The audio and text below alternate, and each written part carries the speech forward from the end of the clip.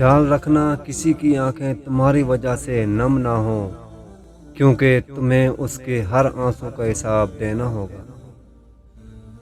دنیا میں سب سے زیادہ وہ لوگ سکون میں رہتے ہیں جو مشکل وقت میں کہتے ہیں میرے لیے بس اللہ ہی کافی ہے۔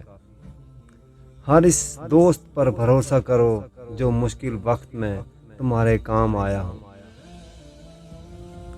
جب تمہیں محسوس ہو کہ تمہاری طبیعت کو ذکر اللہ سے سکون محسوس ہوتا ہے تو سمجھ لو کہ اللہ پاک تمہیں پسند کرتا ہے۔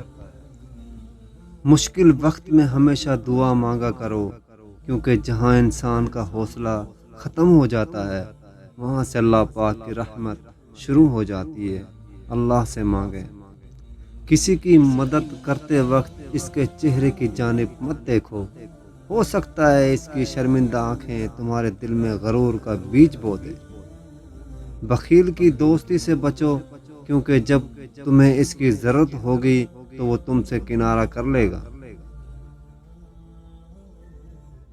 دو اعمال ایسے ہیں جن کا ثواب کبھی تولا نہیں جا سکتا، معاف کرنا اور انصاف کرنا۔